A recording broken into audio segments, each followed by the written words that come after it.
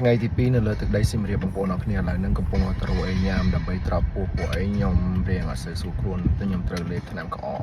អញ្ចឹងកុំឲ្យលមូលពោះខ្ញុំលេបថ្នាំយប់មិញដល់ព្រឹកឡើងចាប់ដើមលមូលពោះអញ្ចឹងដឹងថាថ្នាំនឹងធ្វើទុកកាពះអញ្ចឹងខ្ញុំត្រូវទៅរកអីញ៉ាំនៅលើទឹកដីសៀមរាបមករកអីញ៉ាំទាំងអស់គ្នា And we skip to the good part. You've arrived at your destination.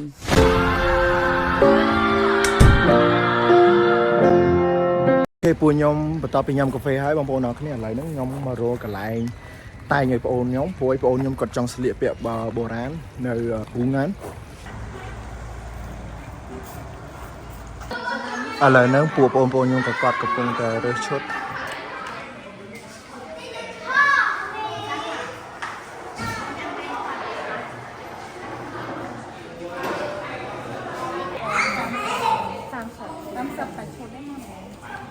30 ឈុតទេបើយកសពតដូចនោះទេហើយចាបើសិនជាបងចង់បានតែស្បែកនឹងទេបងមានជំរឿនអាចរើសលើនឹងបានស្ទីងអានោះគឺអាចទៅវិញទៅ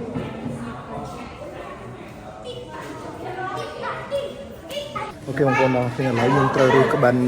ស្លៀកខ្លួនឯងសិន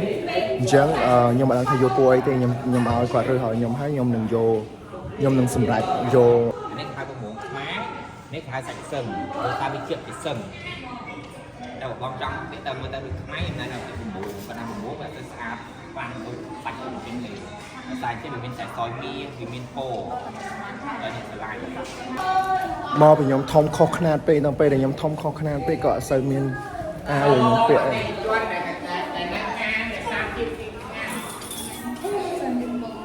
តែដល់យើងចង់មកទៅធ្វើថ្មីយើងមានធ្វើថ្មី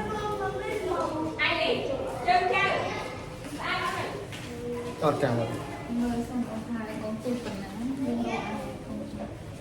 សាប់បងទូ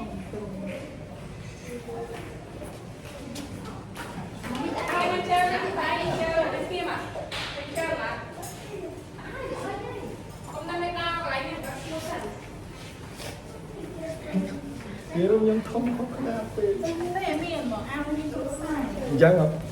បងប្អូនភាគច្រើនចង់ដឹងថាខ្ញុំតែងស្លៀកពាក់បុរាណនៅណាកាលខ្ញុំទៅលេងសៀមរាបហ្នឹងខ្ញុំតែងនៅបួងងានក្រុងអង្គរ